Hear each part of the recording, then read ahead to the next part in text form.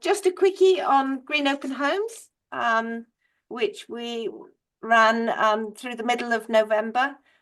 We had some absolutely fantastic homes open, 50 homes, and then also Church Hall. We had the National Centre for Self-Build and Renovation hosted an event for us, and Kate, who's one of our visitors here, gave a talk which was extremely well received.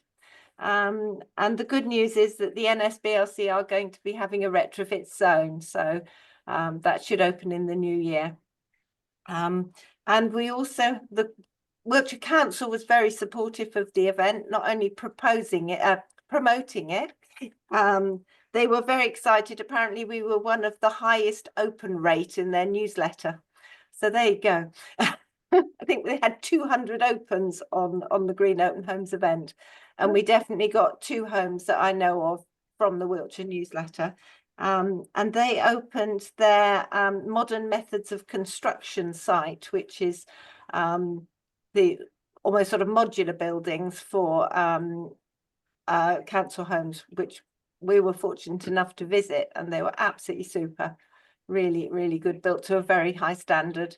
And it was a joy to find how enthusiastic the member of staff in the Wiltshire Council was on renovation, retrofit, and making really high quality homes. And we also spoke to the builder and the modular designer, so that was really quite inspiring. And there are going to be 100 homes across Wiltshire made in this way. And they all also built to look very sympathetic to the local method of building finish, so they really do fit in well with the local area. I think Bill is hoping to make a special visit for us for WCA members to go and see it, and I would highly recommend it. We had. Can I support you there? We visited a home, my wife and I. We got a good energy voucher for a home heat energy assessment. They contacted us promptly. The surveyor has already been, and one of the things he said is we got a lot of leads from your Green Open Homes event. Yeah. So that was great. Yes, that was. I wasn't really able to publicize it because I got that through on the Friday before the event started, but we all the hosts knew about it, and obviously we then put it in our promotion. But basically anybody who visited a home was entitled to a free heat pump and or solar survey, which was well received. Yeah. And I'm hoping to get to work with them to carry this forward, because the next thing is that a lot of our homes, 23 so far, have agreed to stay open by arrangement. So we will, receive emails, and then they can arrange for people to visit their homes. And again, as we did last time, the feedback forms were extremely positive. Visitors found it inspiring to listen to the hosts and find out how they had managed their own retrofit, and were then able to go forward and do their own. And we know from the follow-up from last time that was very helpful on their journey. So I'm looking forward now. It's now retrofit, heat pumps, all aspects of reducing energy in your homes are now coming across into the news at last. So review of EPCs today is really important. More support for heat pumps, much better government council funding for renewable for renovation of homes. I think over the next few months, the Green Open Homes scheme is going to be very helpful for people who are now moving into this space. So thank you, all of you. I see quite a few hosts, which is lovely. I was able to visit quite a lot of you just to say hi and just say a big thank you for the amazing job you've done. Yeah. Thank you. Jackie, just on the point that Andrew was making with Good Energy, they've been in contact with me, and I've got a slightly peculiar heating system in that it's a warm air system, but it's a wet driven warm air system, so it does have a conventional boiler in it. It's just the heating is pumped warm air, heated through a heat exchanger. And they, interestingly, most of the installers I've talked to are not interested, because it isn't just going to be a simple case of bunging a heat pump in and maybe changing a few radiators. It's going to be a bit more complicated, but they have expressed interest in at least pursuing it. And I'm aware of at least 2 estates in Bradford and Avon which have had warm air systems installed when they were built in the late 60s, early 70s. So it might be significant or of interest to other people to see if we can get a heat pump installed on a warm air system and working. Brilliant. Well done. Thank you. And the other thing is Good Energy, although a national company, is based in Chippenham.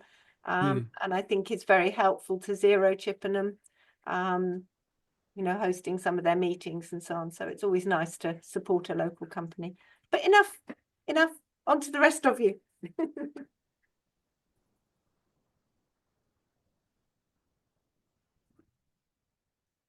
You mute, Andrew. Okay, been looking forward to this. Actual presentations, updates from local groups. Presentations. Yes. Presentations, yes. So, which I'm sorry to say we keep putting this in the agendas. And Kate, you've got a hand up. Am I doing one? Because I prepared one. Not this time, We've got you Kate. down for something else. Okay. Is that on Pewsey? Let's see how the time goes, Andrew, should Kate, we- since you prepared one. But then let's start with the ones we've got on the agenda. Yeah. Chippenham, Bradford, Salisbury and Devizes. Thank you, Kate. There may have been some kind of glitch. Sorry about that. So without more ado, Zero Chippenham, your online tree. I want to know. Hello, thank you for having me. I've popped something in the chat. You can ignore that for now. We'll get to that momentarily. I'm going to do the nerve-wracking bit where I share my screen and it all goes horribly wrong. Hang on, let's have a look. Now I can't see anything. Oh, you don't want all that detail. Oh no. Let me try again, sorry. Here we go. Not like that though, like this. There we go.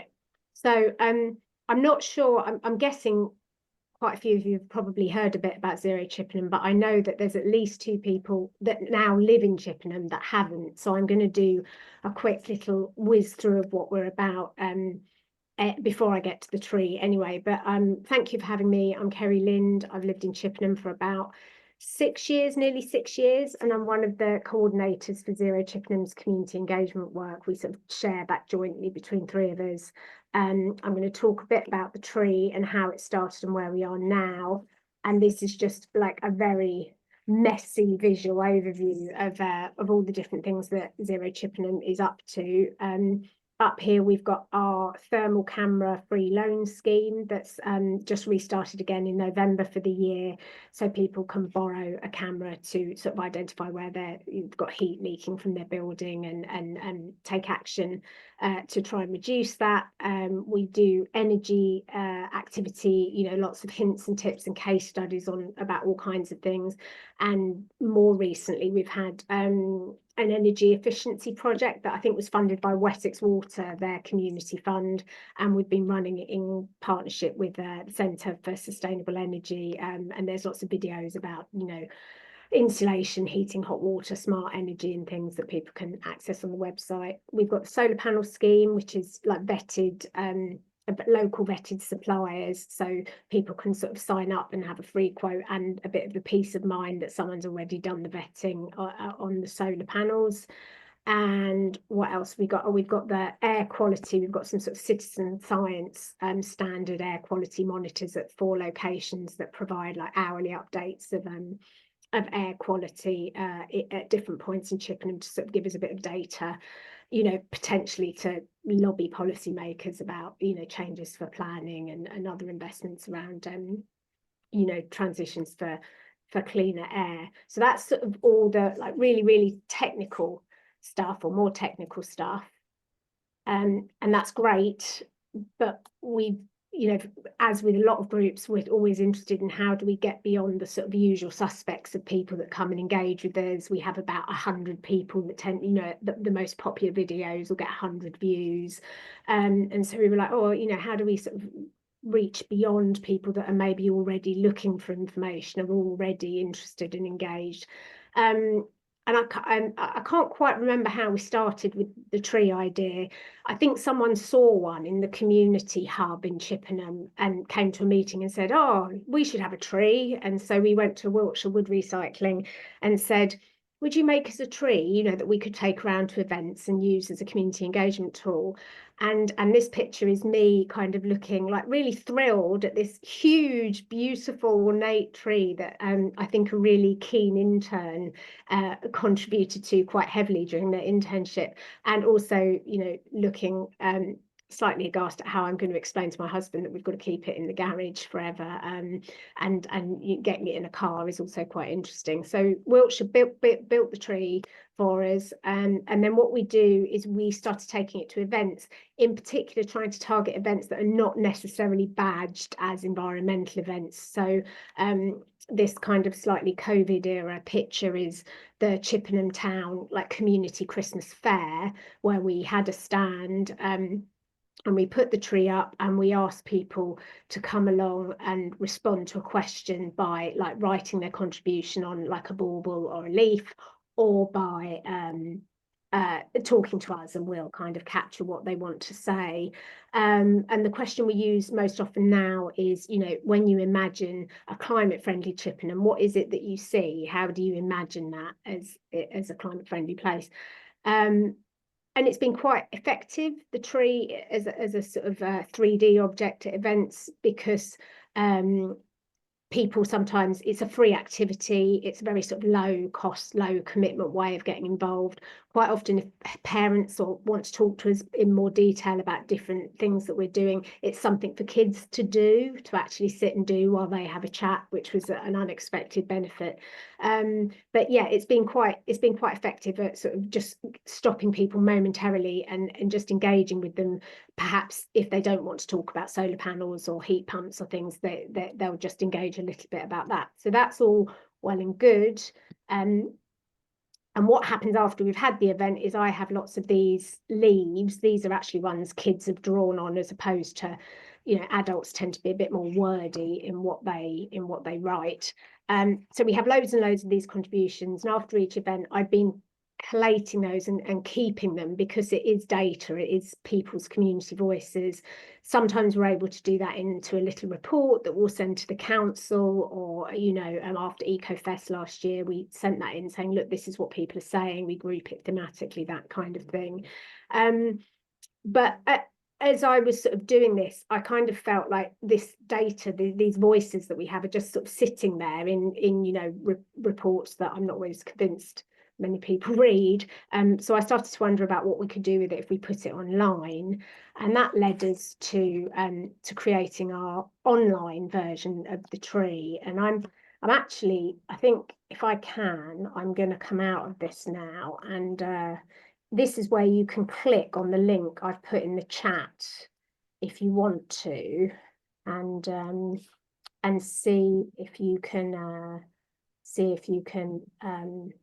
I'm just trying to change my screen share so I can actually show you how it works live. Here we go. Yeah, so you've got this link in the chat. So if you want to click on that link, it will take you to this same page that I've got here, which is the tree, that we've got. Because I was like, great, let's share what everybody's saying. And then we thought, well, wouldn't it be great if people could add what they think just online, just as a way of trying to engage people in the website, perhaps in a way that's maybe a bit less technical, a bit less sort of intimidating, a bit more just, you know, of a friendly way into kind of looking at what we do and thinking about climate change.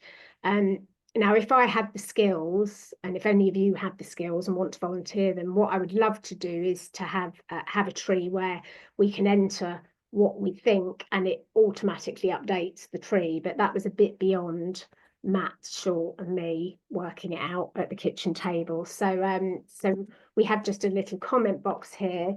So when you go onto the page, you can type what would you really like when you imagine a climate friendly Chippenham, what do you see? And I see a well-used share and repair shop. And I can oh, I have to do my little prove I'm not a robot test. Wiltshire, and I can enter that, and that's gone off and has magically appeared in my web in my inbox, which I won't bore you with because who knows what else you'll see if I open my inbox.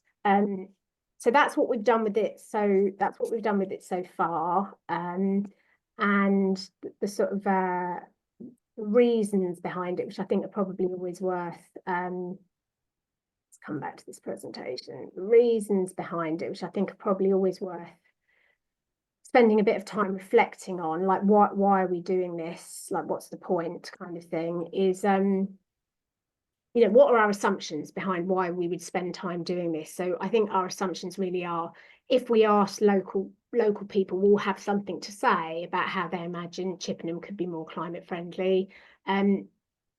Seeing what other people imagine might help people see a more climate friendly town as something that's possible and appealing. It's not a kind of insurmountable problem to try and move in that direction, and it is something that would benefit everybody. There's quite a wide variety of things on the tree in terms of, you know, what people hope for. It is important to try and make action on climate change of interest and engaging, I think, to a wider range of people, and that's like an ongoing challenge for us, and I'm sure for many people. We might be able to reach people who don't usually engage because it is our thinking is it's a low effort, low commitment activity. It's focused on the town you live in.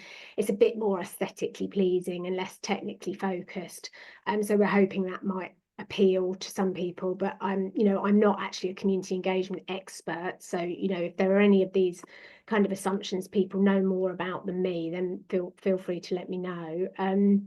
If people engage with the tree through the website, we're also hoping that what they might do is then like click on other bits of the website. So they've had a look at the tree because that's quite fun, and they might be able to do it with their kids, or it's just like going to take a second.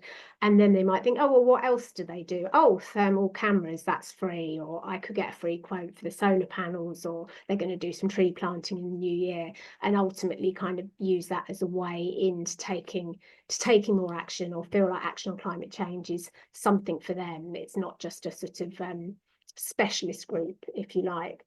So that's, you know, that's where we are with it. But I'd be very interested in like people's questions, or I'll stop sharing questions or comments, or suggestions for what else we could do with it. But I think certainly we need to promote it more through like our personal networks, you know, like on the, you know, the PTA group and so on. Okay, we can take a few questions or comments. I was going to ask, do we have a web designer connection anywhere through Wiltshire Climate? Great question. There were two questions. One that, which is a general one, and the second one was, I think it's a lovely idea. It would be really nice if it could be worked up into something that was a bit more interactive, so that you could like the suggestions that were already there, because otherwise you're likely to get you'll either get people who see it and think, oh, well, that's what I want, so I won't bother engaging, or you know, or you end up with millions of the same thing, because it's like after a while it's going to become fairly repetitive, I imagine, and you're going to need to sort of refine it in some way to Suggestion. The interactivity is a great suggestion. Thank you. Yeah, but what you need is a web designer. What we need is a web designer. Okay, Bill. Bill might be able to say something about that. Yeah, we're in the middle of sorting ourselves out to get a update to our website now. So that, I mean, what you're saying there, Matthew, is a really good idea. I love the idea of building clicks on a suggestion that would give us all, and particularly groups, a target to aim at because you know a lot of people are supporting it, and then Yeah. you wonder why somebody isn't supporting another one, Yeah. which looks interesting, and then you know, it gives you all sorts of other ways of looking at it. Yeah. I think it's a brilliant idea. But the website thing, I'm hoping we'll resolve that in the next couple of weeks, and then we're going to redo our website. The original website we have was built by Christian in 2020. And you know, it's lasted as well, but we're feeling it needs a bit of a refresh, and we're just trying to get our heads around what that means and how it will get done. But incorporating this sort of thing into it is Yeah. absolutely the right thing to do, because it gives people a place to go where if they land casually on, oh, look, that's interesting, what's that all about? They can add their bit, or they can just look at things. It's just such a really good idea to help engage. Yeah. And they can do it anonymously, even, surely, because they don't have to give their name if they don't want to. So, but it would also be useful if they did give their name if they Well, wanted to I help. was going to say it would be useful to have an option to put an Yeah, email yeah. or a contact number and a name, Yeah, so that you could start building. there's, I mean, I'm a social researcher by training, so what I'd love is demographic data, right? And then you could really start seeing who are we reaching more people, what split of people, who and why. But I think if we do that, we've then got to be set up for GDPR properly. So I think you know, this was very much Matt and I over 3 days, let's just get it out kind of thing. But I think all of these things are, like, you know, great suggestions for refining things going forward. If it's declaring an interest, my daughter is actually a web designer, but she's not based in this country. She's based in Spain, but she works anywhere. I don't think any web designers are based in this country anymore. No, why would you be if you could be based in Spain? Thank you. Can I just ask my question now? Because I'm sorry, I've taken my hand down. But I was going to ask, can we have more trees? How do we get hold of your tree? Well, Is it mass produced now and well, made in China now? the way, no, my actual wooden tree. Yes. Wiltshire wood recycling, 50 quid. Oh, is it? Yeah. They have a model now, so we can buy one. Well, I don't know. I don't want to commit them to it because it was sort of almost still in COVID times, so they may have been less busy. And I do know that they had a really keen intern in that week, so I don't want to commit them to sort of one of that. And I will say, in terms of transporting it, as beautiful as it is, it's an absolute nightmare because it's really delicate. So you have to like pack all the bits with bubble wrap and like load it into the car. Okay, you know. So, but I mean, they did a great job for us very quickly. And you know, if you kind of go and say something like you did for Zero Chippenham, I'm sure they would. Perhaps but more robust, maybe. Perhaps if we wanted 4 or 5 of them, then we could get them to actually do a little bit of design work on it, refine it so that it wasn't quite so big, perhaps. Yeah. And more robust or more sectional. Yeah, the section of that, the thing that I was really hoping for was 2 sections that I could flat pack that you then bring out and lock together for transport. That would be my, I really don't want anybody else to be grappling with tree moving. So it's in 3 dimensions. It's fully that's it. Absolutely solid. You can't take it apart. Yeah. Okay. I see your problem. Well, maybe if they are interested, there's a question to them. They've sort of gone beyond, really like done a brilliant job, and it's beautiful. The mayor borrows it for events, and people borrow it to put Christmas lights on and all kinds of things. But it's a bit unwieldy. Okay, I'll move this on. I think there may be men's sheds or women's carpentry collectives that might be able to come up with something. Matthew, you're actually up next. I am. So let's crack on. It's 7:30 or nearly, and so we want to hear from you about Bradford and Avon and Home Energy Month. Am I right? You are. There we are. So hopefully. Oh, and all the speakers, I think would love to have your slides. Thanks. Yeah, not a problem. Not a problem.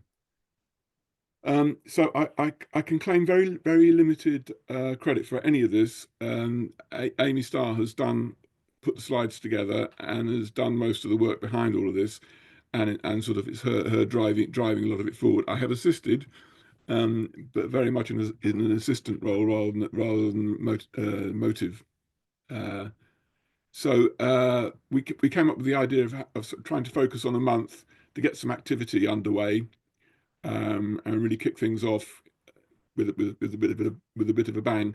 And we alighted on November as a month when we've already got Green Open Homes running, and it also aligns with COP29, so that there'll hopefully be some general interest and some local interest in what we were doing. And the events listed there, basically we had we ran a session in the library on the 2nd of November in the lead up to Green Open Homes, on the Saturday the 2nd, which was supported by our mentor from CSE.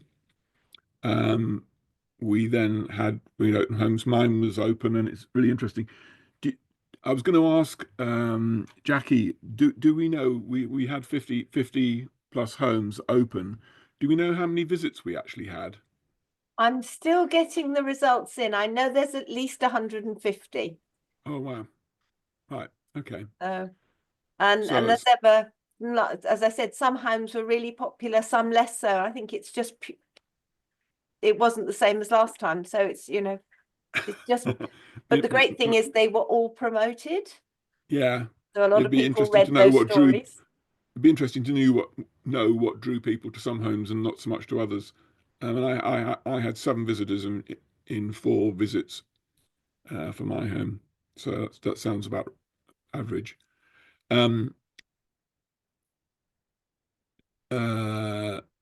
So we had the energy efficient listed buildings, which has just been launched by BWCE. I don't know whether people are aware of Bath and West Community Energy. They're sort of moving into the retrofit space, and they're starting to resource themselves to actually deliver some stuff there, particularly given their Bath basis for listed buildings, heritage homes. So there was that webinar. We ran 2 thermal imaging camera demonstrations at 2 different houses on the 11th and the 21st. And Amy and I sat in a local cafe for Saturday morning, last Saturday, as a sort of a drop-in centre. I don't know whether people are aware of the Weaving Shed and Sweet Pea at the Weaving Shed in Bradford and Avon down by the riverside. I believe they have another, their main cafe elsewhere, but basically they've recently taken over the venue. They're very into and supportive of the aims of climate friendly. They focus on locally sourced foods for the cafe, and they were very helpful. And actually, I think we've agreed that we will do a monthly event there, but a bit better advertised and promoted on the day and in advance. So we actually really only spoke in detail to one person and had a couple of other conversations for being there for a couple of hours, but it was a useful exercise, learning exercise in what we needed to do to make it more successful next time. I think was the best bet. So I now need to know how to move this on. Try the right arrow, Matthew. Yeah, I've tried the right arrow and it's not moving.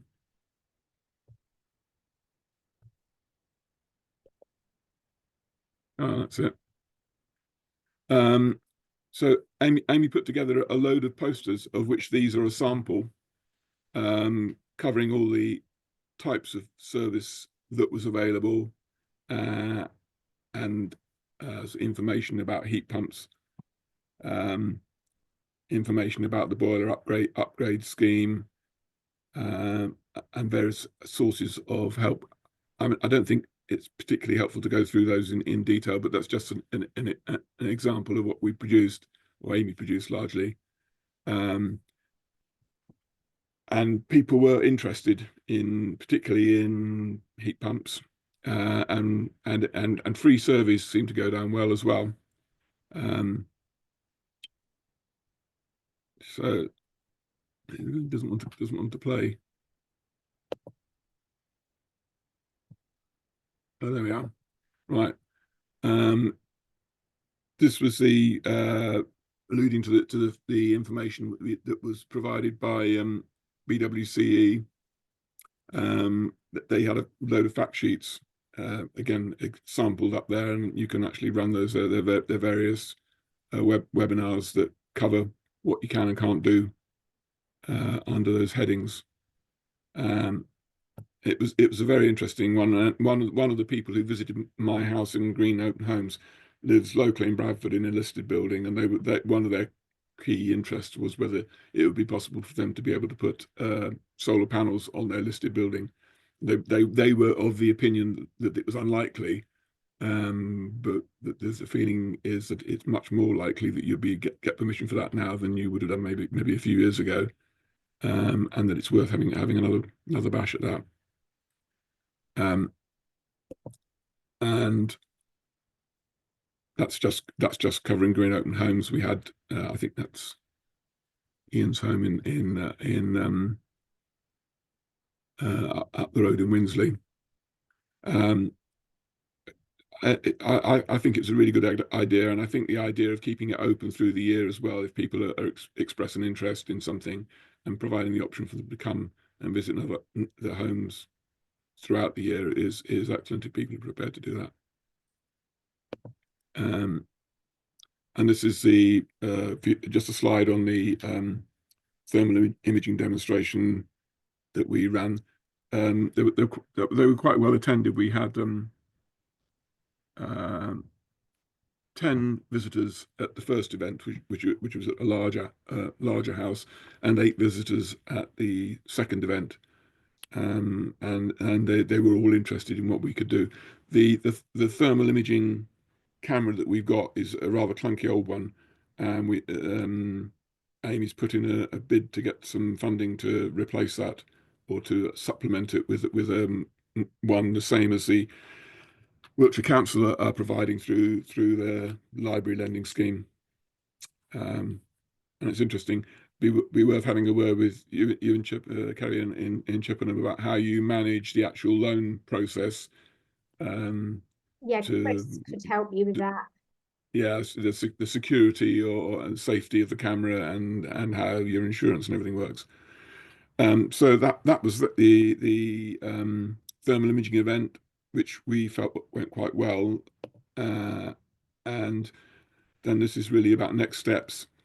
So Amy is qualified now as to be able to perform or deliver EPCs, and is offering 5 free events. They're all now booked to promote that, and also to try and recruit people to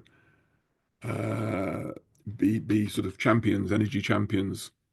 We're going, as I said earlier on, we're going to repeat the drop in at the local cafe, but more with better publicity and more promotion on the day and in advance.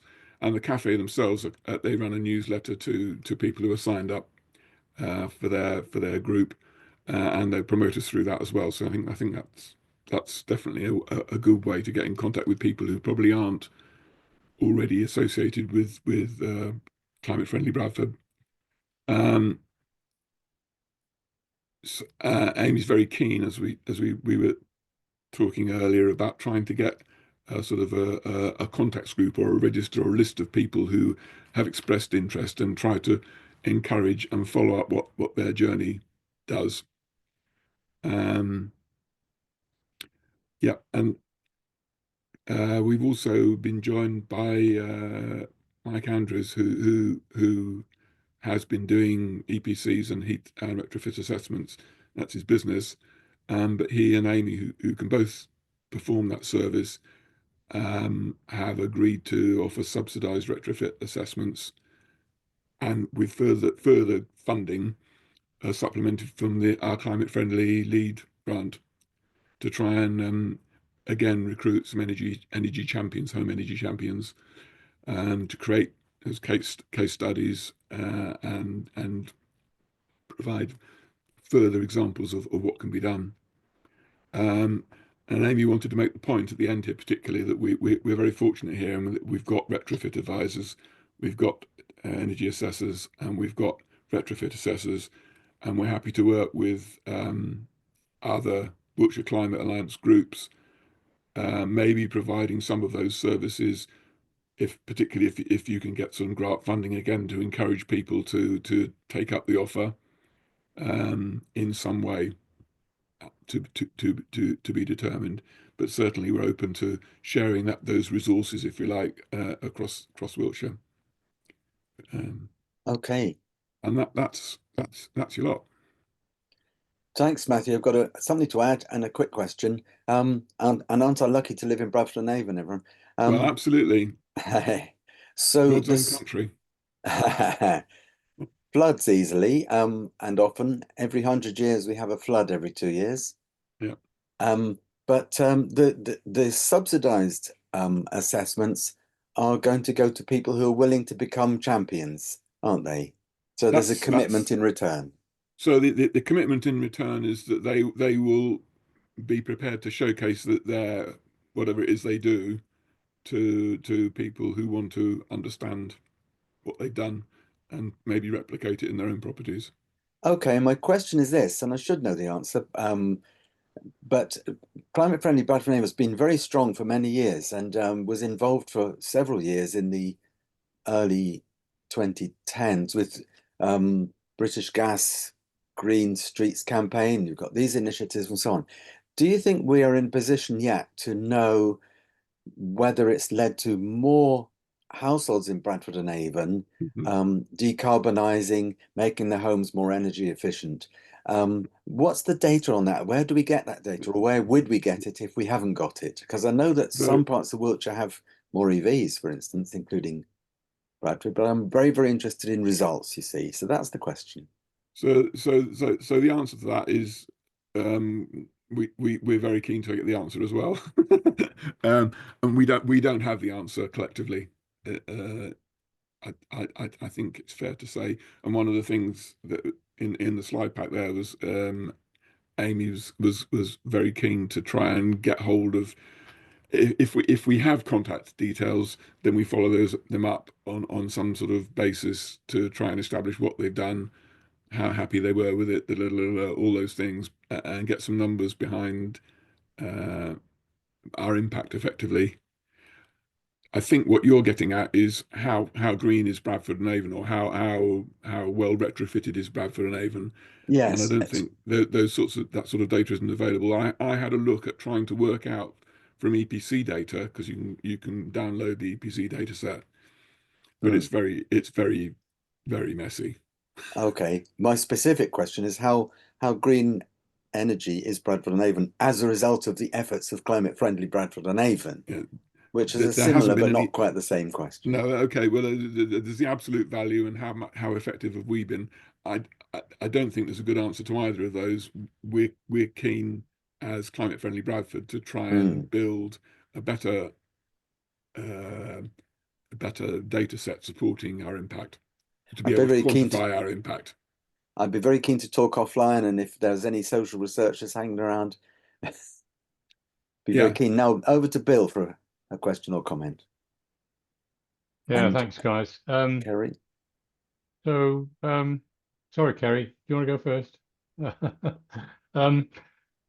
One fundamental question I get asked all the time when I'm hammering on about what you should be when you're retrofitting. Think about retrofit before you put heating in, because you'll give heat pumps a bad name if you try to retrofit a heat pump into a badly insulated home. But the question I always get asked then is, well, how much does it cost to do X, Y, and Z? And that's a really difficult question to answer, because every house is different, every need is different. But for just a simple example of, have we got somewhere, is there somewhere a data set on per square meter prices for things, like how much it costs to put 300 mil of insulating in a loft per square meter? How much does an extra 3 inches on your walls cost you for external insulation per square meter. So yeah, so people can start to think about the numbers as to what they've got to invest to get to where they want to be in a retrofit situation. And all of those things are really actually quite difficult to answer. You just can't stand there and say, well, it's going to cost you £2,000 or something, because then they come back when it costs 3 to say you told me wrong, or I discovered somebody down the road just done it for £1,000 or whatever, you know. So you've got to give people a little bit of comfort in understanding the scale of what they've got to deal with, and then maybe saying, and by the way, there are grants here and there and everywhere that could actually help you do your insulation or whatever up to this level, and then they can see the grant is that's how much I think it might cost. Is that worth having a look at? So it's a much more commercial approach to dealing with retrofit. But it's a very difficult question to answer, and I think possibly that's where having a retrofit assessor coming in and providing you with a something for your house maybe is a good first step. I don't know. But then you've got to pay normally got to pay the retrofit assessor, I know, and it could cost you £1,000 to do that. Absolutely. But it's a bit like how else are you going to work out what you ought to be doing, and in what order you're going to, you know, what order you benefit most, what's the biggest bang for your buck, basically. Exactly in some priority order. Yeah. So that you can actually work out, well, I've got this much to spend. What's the best way of spending it? Yeah, I understand. I agree, and that's I think also there is more of an argument for, I think, thinking as that you don't need to make your house perfect before you put a heat pump in. You do run the risk of oversizing your heat pump if you then go in and zap loads more insulation on your house, and you suddenly need half the energy to heat it. So there's a balancing act to there. So you should have done the insulation before you put the heat pump in and got a smaller heat pump. Yeah, okay. Well, yes, exactly. So, but it's where do you put your heat pump in? Where are you going to start getting the benefit? Because the benefit of the heat pump for the climate is that you take out 85% of your carbon footprint. But most people's first focus, most people, all of us in this virtual room, will probably say climate first. Other people will say, my bank balance first. Where's the money? Yeah. Yeah. So we just need that solidity somewhere. I'll stop talking now because I've gone forever. Okay, let's keep this going, and over to Jackie. Just offer a little bit of good news there. I attended a webinar from the National Retrofit Hub this morning on exactly that. They've been working with all the stakeholders in the retrofit industry, and they feel one of the fundamental things is to make EPCs fit for purpose. And they've been consulting with the government on that, and hopefully we're going to see results from that. Absolutely, you should be able, the EPC should represent the energy efficiency of your home in real terms, and it will also take into consideration that whether you have a healthy environment. So we'll be looking at damp, air quality, and also resistance to floods. So it's going to be far more useful, and it will also have carbon dioxide emissions involved in that as well. And they've got buy-in from the whole of the industry, and interestingly, especially from lenders, mortgages, finance companies who need proper assessment of meaningful assessment of homes to be able to invest in it. So I think it is watch this space. Thanks, Jackie. That's really useful. I'm going to ask us to crack on. Next group is Salisbury, and we want to hear about wildlife and well-being. And is that Charlie Miller? Oh yes, that's me. Oh, are you actually ready, Charlie? Yeah, I'm ready. Yes, ready to rock. Yeah. All right, and I think you've got you can share slides if you have some. Great, thank you. Yeah, thank you, Bill, for inviting me to speak today. It was lovely to meet you and Jackie as well at Green Drinks in Salisbury last month. Right, hopefully you can see my screen. Is it working? Mm-hmm. There we go. So yeah, I'm Charlie Miller, and I'm going to give you a brief introduction to wildlife and wellbeing. It's my new project. So I've set it up as a community interest company with the aim of addressing the multiple crises of mental health, biodiversity and climate. So our aim is to connect people with their local wildlife for their health and well-being. And environmental health and well-being also benefits as individuals, increase their understanding of how they impact the natural world, both negatively and positively. So basically we run wildlife and nature connection events, and we intend to reach people across the breadth of society. So thanks to seed funding from Salisbury Transition City, we ran the Secret Wildlife of Salisbury in the summer. So thanks to the people who voted for us at People in the Park as well back in May, which is an annual community event in Salisbury. So we did 2 bat nights, photo of the bat night on the right, a bird song and breakfast morning, which was photos of which were on the first 2 slides. My favourite one, I think, was the moth morning with breakfast, which is here on the left. Saw some amazing moths, including Jersey tiger, brimstone, buff tip, which looks like a twig. Don't know if anyone's into moths like me. And we also did a wildlife discovery picnic. So yeah, we had a total of 75 people come, and they all said they had a great time. So that was a good start to the project. And the reason we're starting in Salisbury is that's because that's where I live as of February this year. There's definitely scope to spread to other places. And this is kind of the main thing that I want to do. So over the course of July, August and September, we ran 2 4-week blocks of Monday group with small groups of people in Salisbury as a sort of trial or pilot study. So it's a face-to-face weekly group session for adults who are keen to learn about wildlife, practice mindfulness and improve their well-being. So the idea is that this can be kind of replicated and built on, and I'm currently seeking grant funding for this purpose. Hope to be doing a lot more next year. So the session's just a brief overview of how they run. The first task is to find a good spot for our first activity, which is to have a hot drink and some cake and a chat. So just kind of checking in about how our weeks have been and sharing stories about wildlife we've spotted. And then the kind of main part of the session is wildlife watching. So can you spot the butterfly in the photo on the left? I'm not sure if you can see my cursor, but there is a butterfly on the ground, and that's what these guys are all looking at. So yeah, different themes, different weeks, butterflies, wildflowers, birds, trees, but we also went with what we saw on the day. So bees, dragonflies, damselflies.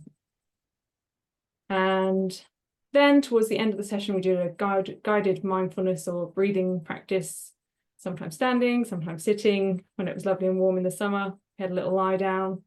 This is doing a body scan in the middle of Queen Elizabeth Gardens. We also had a mindful paddle one day in the Avon.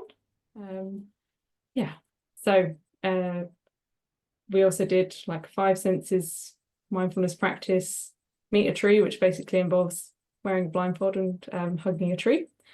And then, yeah, different breathing practices like 2-4 breathing and square breathing.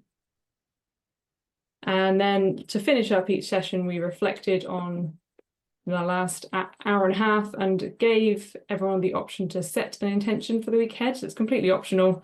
But yeah, just simple things we chose, like getting outside first thing every day. That was my one, which I've pretty much kept up every day since July, I think, just in the garden. Get back in the habit of meditating every day and using the 2-4 breathing technique when feeling stressed. So knowing you're going to report back to your friendly, supportive group can be a good motivator to keep going with those things. And the feedback from those 2 4-week blocks is really good. So I'm confident that we've got a good model to use and build on. An integral part of all these events is food and drink. So I kind of specialise in baking with less sugar than standard recipes and sneaking things like nuts and seeds and fruit and things in to make them a bit healthier. So we've got some lemon drizzle cake up here, blueberry muffins, brownies with nuts and seeds and fruit and things. And these are not homemade from scratch, but home baked pastries for the moth morning with breakfast, which was in the heat wave, actually, I think in August. Also just run a retreat at Hazel Hill Wood, where I also work, which is a nature and wellbeing retreat. Yeah, a bit different from this regular stuff, but yeah, yoga, forest bathing, mindful woodland care, good food, good company, campfires, yeah, phone-free time. Yeah, so if you want to read more about what we've been up to and some other things I think are important, you can check them out on our website. I can put a link in the chat in a minute. My most recent one is about addressing inequality, exclusion and discrimination, which, as I'm sure some of you are aware at least, it can be quite big issues in the wildlife conservation and environmental sectors. Wildlife conservation being the second least diverse sector in the UK. Oh. So what's next for wildlife and wellbeing? I'm working on grant applications at the minute to fund the kind of stuff I've been telling you about just now, particularly to benefit more people, including those living with or at risk of loneliness and social isolation and marginalised people. And I'm also developing a programme of hopefully income generating events, so more bat nights, moth mornings, and seasonal celebrations. So if you happen to know of any very relevant funding available, please let me know. And yeah, for all of the above, I will be looking for volunteer support, probably from the spring onwards.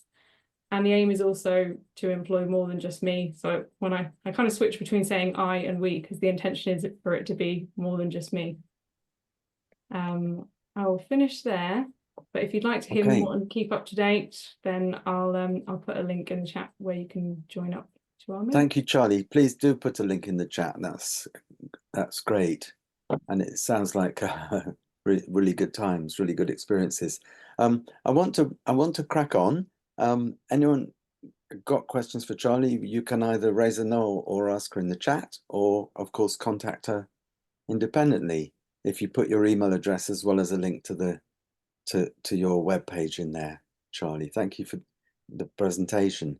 Now we have, and I personally would really like to be able to hear from Kate from Pewsey as well as Cycle Friendly Devizes, but I don't want to hurry either of you. So let's go straight over to Devizes Cycle Friendly and see how we go. Thank you, Charlie, for that link.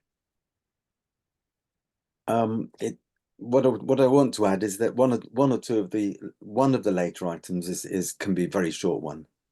Okay. Okay, yeah, hi, I'm Catherine, Cycle Friendly Devizes, and I'm not up to all this tech, so Julian's going to share my slides that I sent to him earlier. So we'll just get that up, and that'd be great. Hey, excellent. Okay, so as a group, we formed in about 2020, which is when I joined. We're the sustainable transport arm of Sustainable Devizes. But because most of our members are cycle enthusiasts, we concentrate mainly on safer cycling. So our aim mainly is to raise the profile of cycling in Devizes and to make it a safe and friendly place.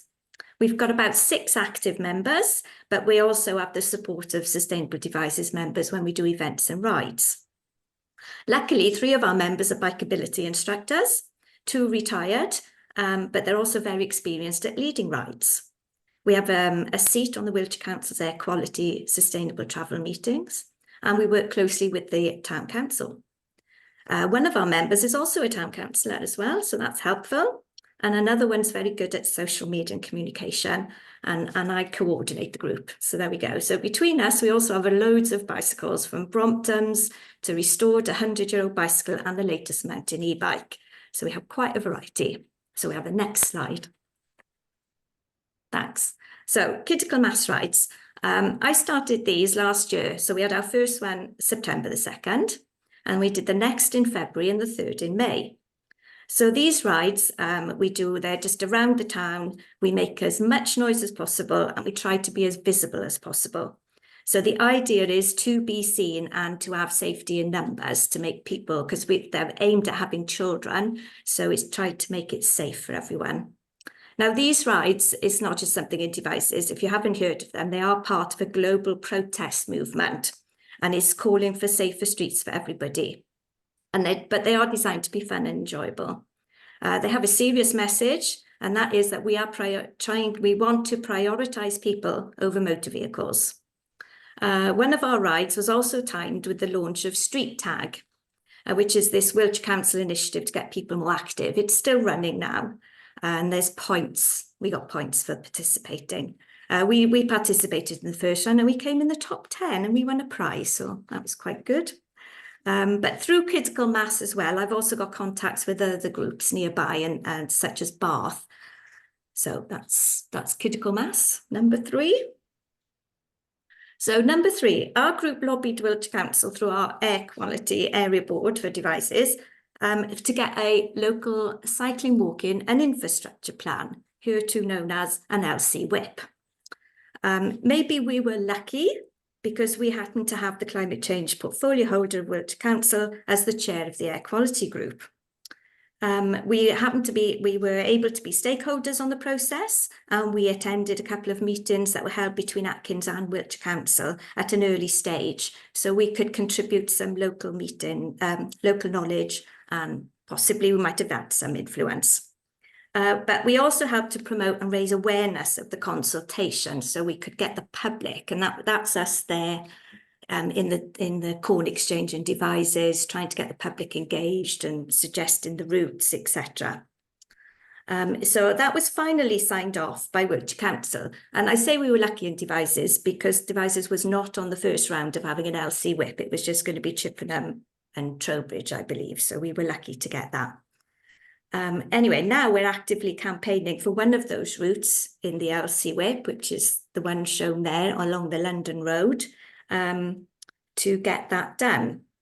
And it was agreed early in the year to commission this project initiation document. This is all Wiltshire Council terms, I don't know them, but it was looking to combine a new cycle route with a major maintenance scheme along London Road, and that would save them money and less disruption. So we've got to the point where some data collection has been done, and we are waiting for a draft proposal now for the new cycle infrastructure. It's anticipated that a consultation on the route will go live early next year, and we'll be helping to promote that and encourage participation. So I think we feel quite lucky, really, that we're going to get one of our routes going forward. So slide 4. Okay, so we just want to be seen in the community, really, and we want to show everyone that, you know, people in Devizes do cycle. So for the last few years, we've entered the Devizes Carnival on our bicycles, and we think this has helped to raise our profile, show there are alternatives to vehicles, and support community events. We've been wild about cycling, we've ridden clean air machines, and we've shown how even historical figures love cycling around Devizes. And this year we won, which was great, apparently, but we won the vehicles award. They don't seem to have one for sustainable travel. In June, we also ran a cycle tour of Devizes Ponds to promote and support the Crammer Watch Day, which was an event organised by the Town Council. So we're trying to encourage public participation in the future of the pond. And so that's the next one. Next slide. So our latest project is to bring secure parking to Devizes. Devizes is one of the highest reported cycle thefts of surrounding towns. It averages about 1 bicycle stolen every 2 weeks compared to 1 a month for Melksham and Chippenham and just 2 a year in Cairn. So along with the interest in making Devizes attractive for visitors and locals to shop, I think we see the need now for more secure parking. So I went along to the Town Council and did a little presentation, and we got the support of the Town Council, and we worked with Wiltshire Council through the area board, the Air Quality Sustainable Travel Group. It is early stages, and we're next to commission a survey to establish the residential need and locations. I've contacted a company that can supply and manage the hangars, which are the same ones that do this in Bath, and they seemed really keen. They got back to me straight away. We also see the need for a public tool station as well. So you've got your hangar on the left and then the tool station on the right. So when we held our sustainability fairs back in summer, we had what we call Dr. Bike for the day, and he just comes along and he repairs people's bike. But he was really busy. He was about the busiest person there. And it just becomes evident that lots of people have bikes that need a bit of repair, but they don't have the tools, or they might not even have a pump to mend punctures. Tool stations similar to these, I think, have been put in place in Wiltshire and Pewsey, and they're doing really well. And they've been there a couple of years in Wiltshire, they don't seem to get damaged, and I think they're being used. So we're aiming to get one for Devizes and put it undercover in a public place. Okay, and last slide. Okay, so that's my little video, but I don't think it's going to go. To get our message out there, we've got Facebook page, which Martin's really good at populating with things all positives about cycling. We also use the Facebook page to promote our rides like the Critical Mass or anything else we're involved in locally. I can also use the Sustainable Devizes Facebook page as well. Martin also manages the Twitter or X page. That's more for national cycling news and views. However, we've decided enough is enough and we've moved on to Blue Sky.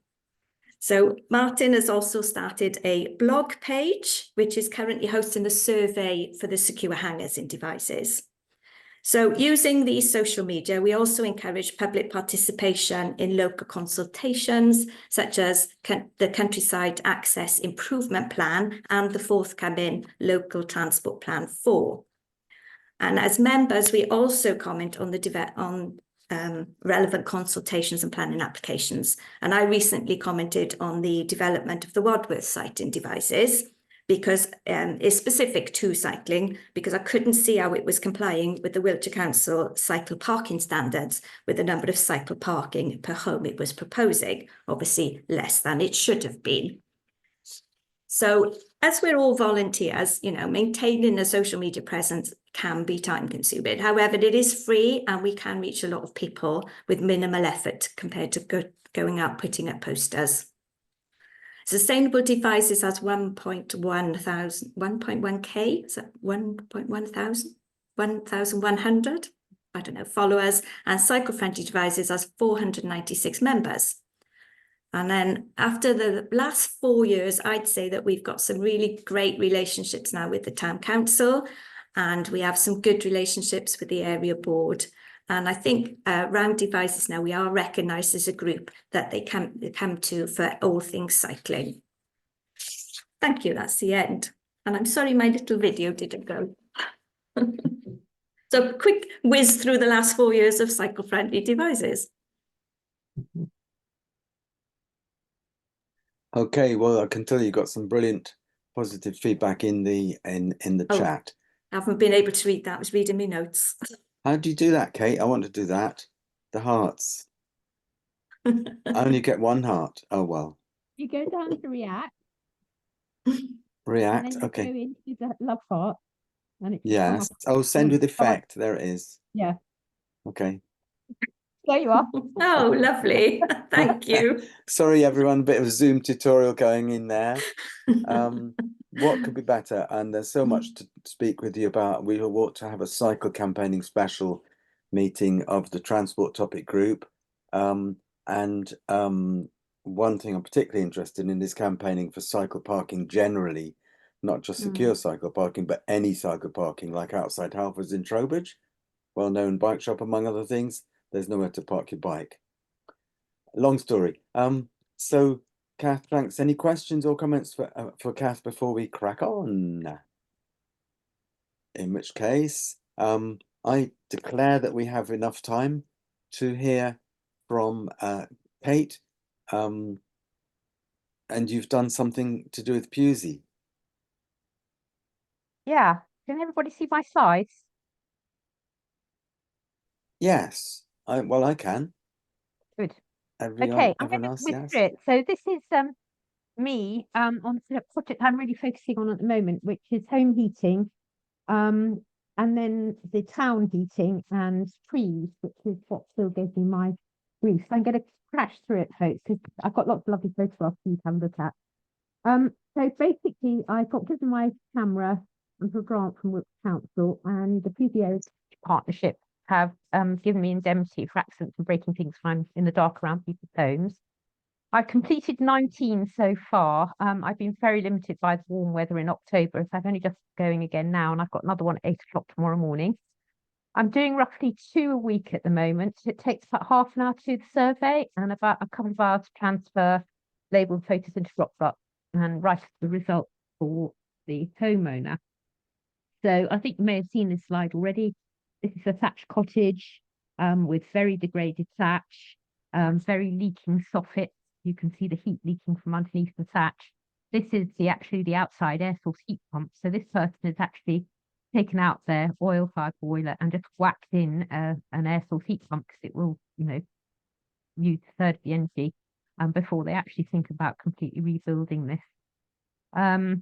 This one is fascinating. I have lots of houses in Pewsey that look like little hovercraft. So this is the back of somebody's car. This is their garage. They've got a round window into a bedroom.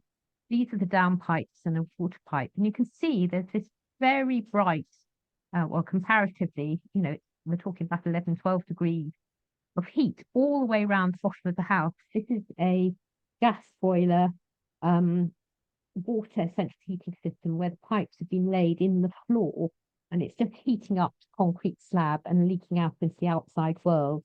And nearly all the 1970s and 80s houses look like this. I'm just moving everybody around at the moment. Okay, this is an early Victorian 4-bedroom house with a hip roof joint, and this is what the ceiling looks like underneath the hip. It was quite a warm day when we did this, but you can just see that the cold and how the heck you can actually deal with that. This was a horrible surprise in this lady's house, a very nasty damp patch with lots of mold growing and a visitor peeling off from a leaky gutter. That is reflecting back from her internal tissues, just heating up and reflecting back. And here's another nasty shot for this old people in a bungalow, where basically the roof above the bathroom appears to be almost missing, and water pouring into the walls.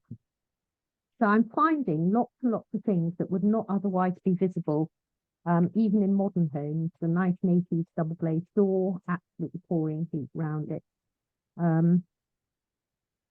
The problem of the cold coming in over the top of the walls, under the ceilings, and where the walls don't have any insulation in the corners. Big problems with that. And this was just somebody's outside boiler, just roaring away, just pouring hot, new boiler pouring air up the chimney, going nowhere quickly. And this was another interesting problem. This poor gentleman had tried to get an air source heat pump, been let down by suppliers as I was, ended up with the electric boiler in a 4-bedroom house. And you can see that there was a radiator underneath his bedroom window, and all the heat was just pouring up and not actually getting across into the other side of the room. And his house was just always cold, even though he had the heating on. So I'm finding out lots and lots of stuff. So what do I think of the training as a home energy advisor? It was brilliant. It was online, bite-sized chunks, cake-proof. It was open book. My main message was balance ventilation with insulation. I've got a tutor for questions. I've been learning by doing. I'm definitely more confident when I go into people's homes, and I'm getting monthly tutorials to review my observations. My niggles is I don't think the role of an energy advisor would be particularly useful without the thermal imaging camera. Because you just have a conversation, but you've got no idea really where the problems are. My other niggle is that nearly all my customers have been middle-class pensioners with, and I'm just not getting the working families or the people in fuel poverty. I'm kind of, I mean, sometimes I just feel so overwhelmed. I don't know what to suggest to people, but people have put, for example, where they've just got very poor ventilation, just putting in a dehumidifier has made a huge difference to them in terms of washing and dogs and just breathing.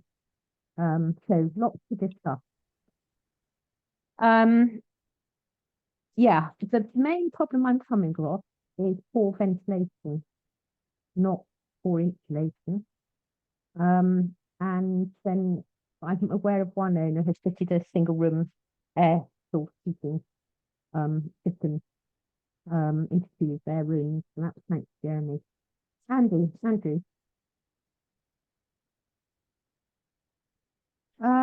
Right, so the other side of this story is trees. So we've got a lot of tarmac in Pewsey, lots of heat stress, no shade, no transpiration.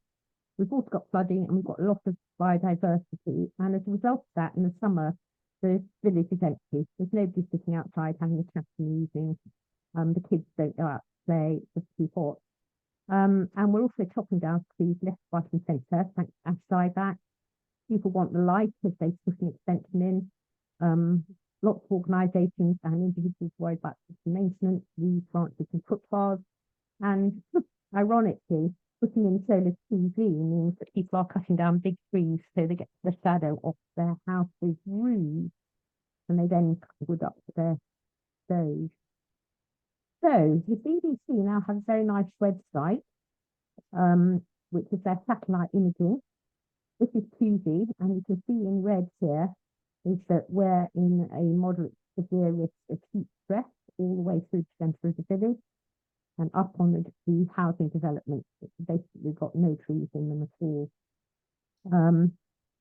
So I took my thermal imaging camera out in heat waves past 5 in the evening on a Tuesday. This is what I found immediately. I walked up my shady garden. Yeah, it was maybe 32. And that is what the road looks like. So the road there was coming up 50, the bubbling tarmac. It was very, very hot. This is the centre of the village, no trees, and the village hall, Beasley Hall, again, absolutely roaring hot, roofed at 54. This is the old fire station, which you have to walk past in the main street, and it's actually acting as a radiator. So you can't stand in front of that, you fry. And then in contrast to that, the only person I found out on a nice day was a boy on his bicycle, and there he is asking me to come and look at the river, because he said it was so much cooler there, and it was a 4-degree difference of him on the bridge. So that led me to asking for trees. So I'm in the middle of a campaign. The Great Western Community Forest was a Swindon initiative. It's surrounding and extended right out to as far as Pewsey. It's a grant for a minimum of 25 trees. It's 25 metres of hedging. I think like 100 metres of hedging actually. It includes maintenance grants for 15 years. We've got the kids involved, and we've identified nearly 40 trees on private and public land, most on Pewsey Parish Council land, and we're just working through all the politics at the moment to get the trees in. It probably won't be this planting season, but we may get them in for 2027. Here endeth the lesson from Pewsey.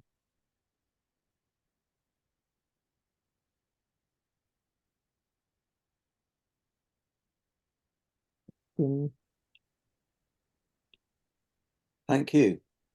I'll just jump in straight away with a quick question or comment. The more I hear about heat camera surveys, the more I think that the missing technique is to have a draft creator, a blower door, as they use in the cheese project in Bristol, which trained me a couple of years ago, but they aren't doing around here.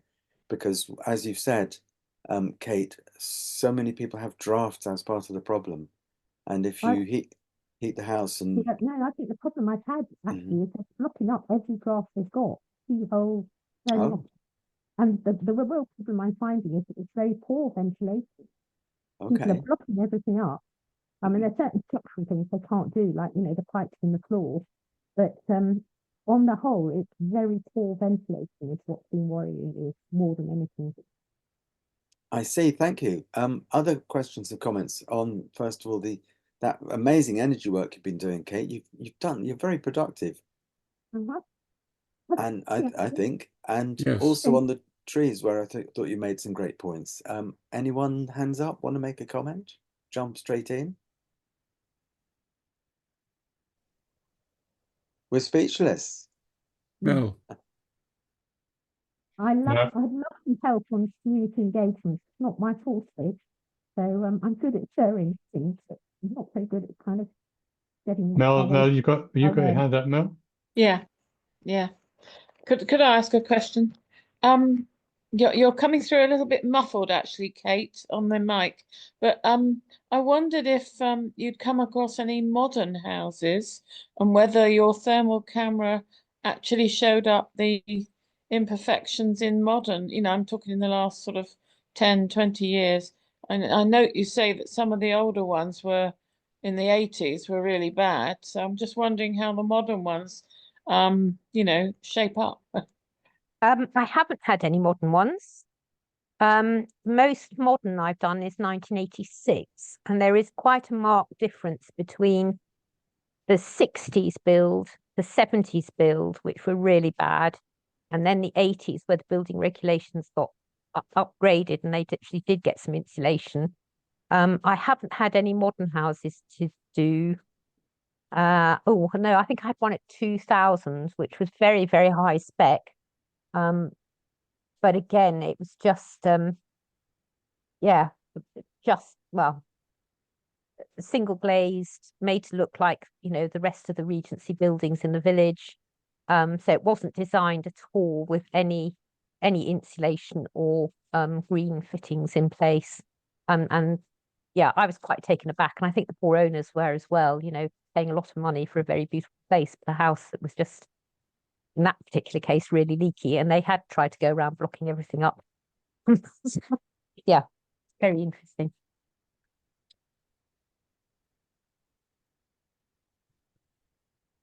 Okay, well, if we haven't got any more comments on that, I just want to make the general comment. Is there anyone else? Sorry. Yeah, I was just going Matthew, to ask please. whether your camera has the ability to display both visible light and infrared images. Yes, it has, but I'm too sick to be able to operate the button in the dark and work out what I'm doing. So I'm afraid I stick on it with them. No, because it just strikes me, having used one with it, it's really useful having It is, yeah, but I haven't got that visible far. light picture of what it is that you're looking at, so that you can actually see. Yeah, inside it would be particularly useful to know which room you're in.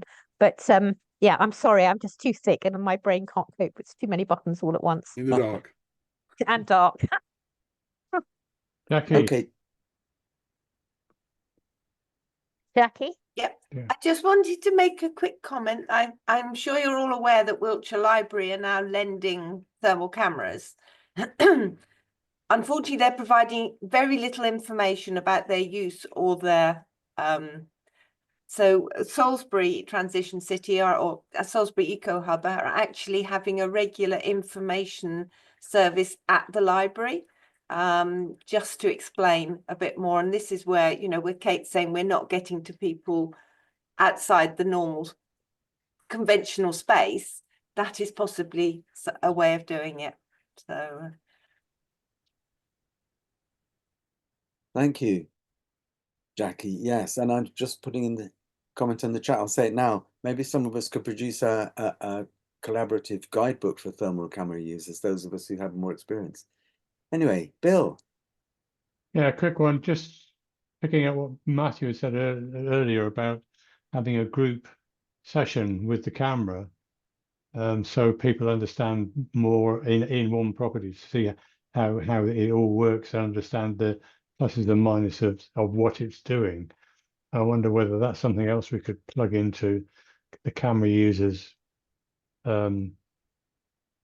itinerary of doing stuff around an area. I mean, I'd love to do it in our village, but at the moment I wouldn't. I mean, we're looking at all the stuff you don't Kate.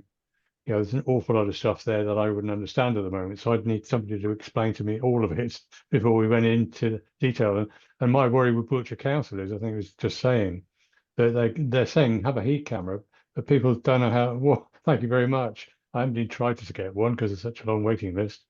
You may get an instruction manual, you may not, but it's better, if you have a room where everyone's talking about it and how it works, and then goes out into the wild and starts to look at things properly with it, then must be more positive than just chucking it at people, I'm sure. And what you've done, you picked up all sorts of things that somebody else just wandering around the camp, well, that's interesting, but not understand why it's interesting.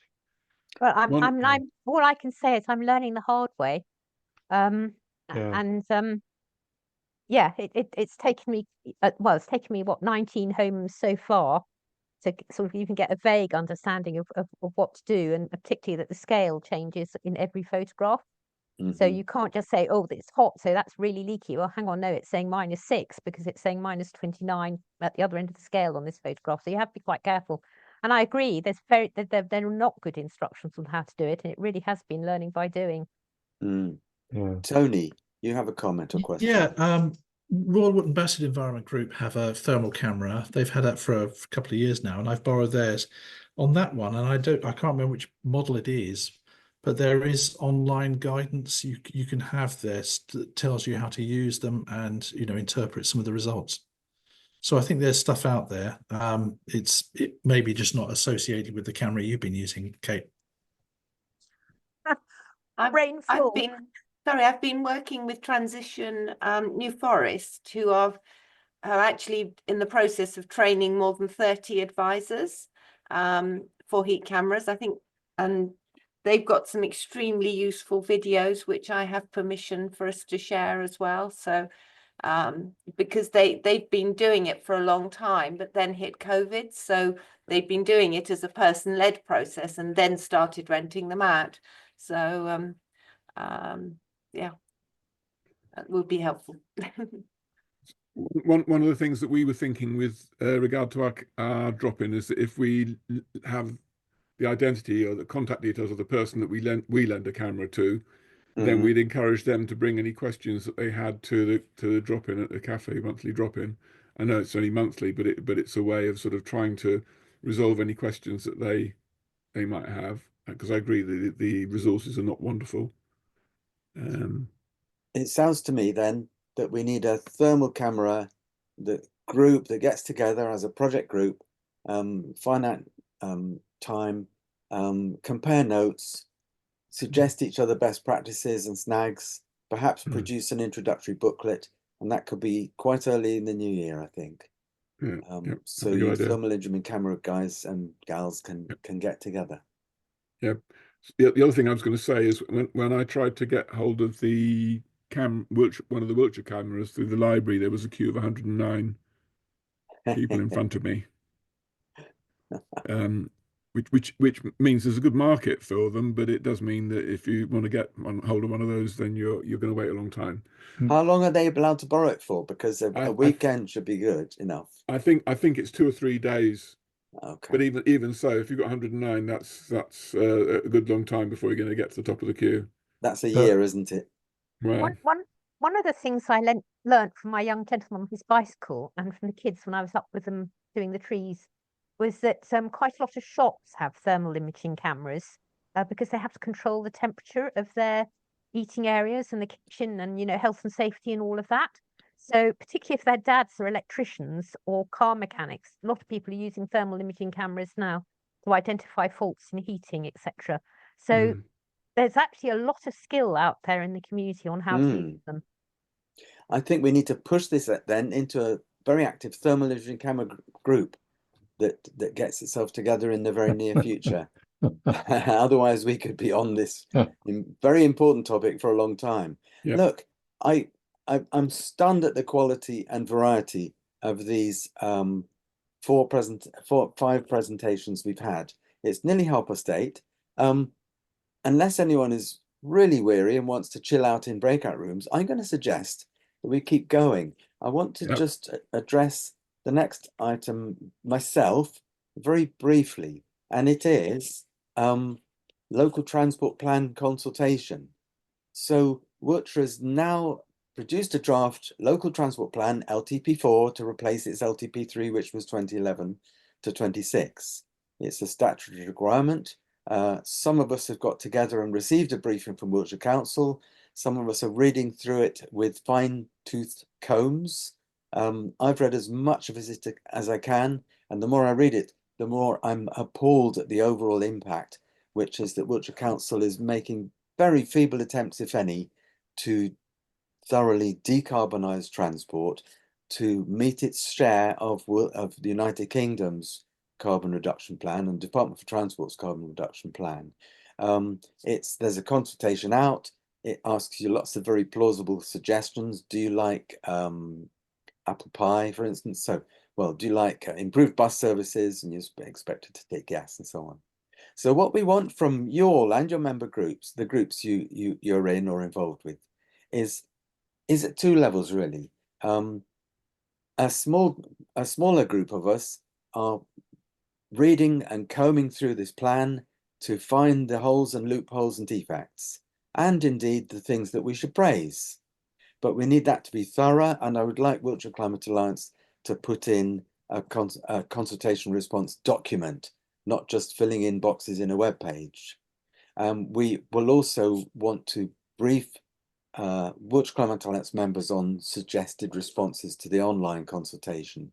Either just tick and click the boxes with a few words, or put in something more detailed.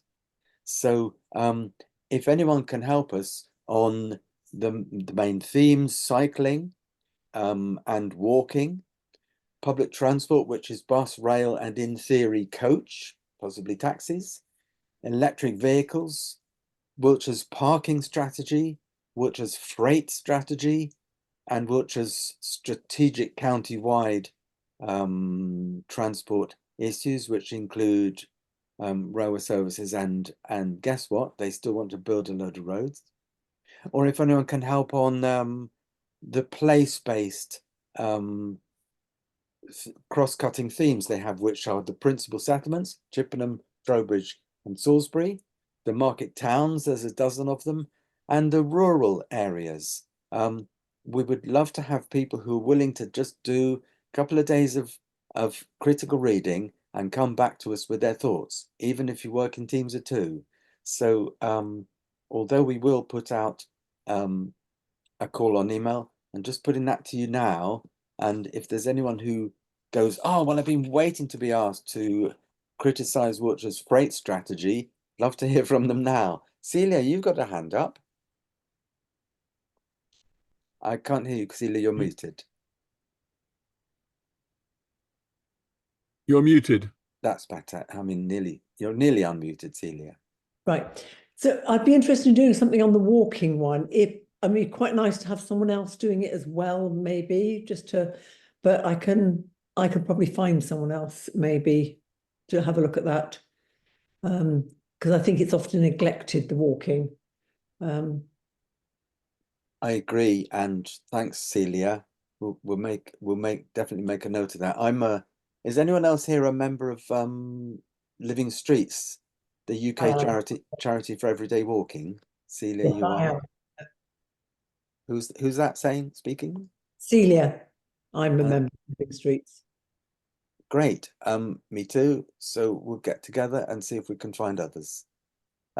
So yes, the smaller team of people who are willing to really dig into the strategy, but also we would like to rouse up a really large response to this consultation, really numerous, and we will need your help in contacting your local group members on that. Louise, unmute. Hello. Hi. Okay. Well, Andrew, I would really like to. The trouble is, you know how unreliable I am, and I didn't manage to respond at all to the NPPF, which I was going to with WCA. So I think what might be useful is, are you able to convene, even if it's just you and me, but it could be a group of us, to actually attack it as a group during a couple of sessions? I mean, it just that would help me a lot, because otherwise, if you send me something and I say I'm going to go and read it, actually at the moment I probably won't get round to it. Yes, I love that idea. It sounds like a book group. Yeah, something like that, because there's a lot. I mean, I think if it's as bad as you're saying, then really we do need to have a response, a really articulate response lined up, so that they can't say, well, you didn't say anything. So we thought we'd build lots of roads. So yeah, Okay. that's just my thought. Do you know what the deadline, Andrew? The deadline is the 24th of January. Of course, with all Mhm. these consultations, we need to have our act together 2 or 1 week before that. But certainly locally in Bradford and Avon, we could put something together. I like this idea of having a support group that looks at a piece and then gets together and mutually criticizes or praise it. And we could arrange Zoom meetings for that. And we can contact everyone to say that this is coming up. We'll try and divide it into sections to read, okay? How long is it, Andrew? I haven't even opened it yet. Very. You don't want to ask, but it's very Bugger. modular, if that helps. Bill. They're a nightmare. Yeah, I just come in on Louise there. We've got a WhatsApp group already set up, Louise, if you want to be part of it. And I can put you on that if you want, which would enable us to actually form those sorts of groups through that. So if everyone's got an interest, yeah, we can look at this particular area and work on it together, which I think it really does work well if you have somebody to bounce ideas off, even if it's only 2 of you on a particular area. So if we can, if you want to join our group, the LTP4 group, then you know we can arrange it. I think we should arrange another meeting of the group as soon as possible, Andrew, and actually make sure that's happening and people are getting to grips with which bits they're going to deal with. But if you try and do the lot, you know, just forget it. It's just a nightmare. So I think focusing on areas that you're really interested in and joining up with somebody to actually bounce ideas off and put things together is absolutely the right way to go. And I think we also, sorry, who was it? The other lady, where are you? Lost you. Oh, Celia. Can we have would you like to join that group as well? And if so, you need your mobile number ideally, or I can send you something else by email if you want. Yeah, I can let you have that. Shall I put it in the chat? Yeah, you would. And Celia, you and I can get together on walking. Anyone else who wants to opt in on walking specifically? Celia, you might be aware of Slow Ways, the organisation that maps walking routes between towns. Yeah. Thanks. So that's the call out done. Jez? Yeah. Thanks. Jeremy? Yeah. They had a webinar last night at Wiltshire Council, and the webinar has been uploaded. It's online. I did a quick, I don't know if anyone has looked at the WCA members WhatsApp group, but I did a quick analysis of things that were mentioned during the course of the hour-long webinar. And I can't put the webinar link into the chat. I don't think my laptop's hardly seems to be operating. But buses mentioned lots of times, climate mentioned once. Yeah.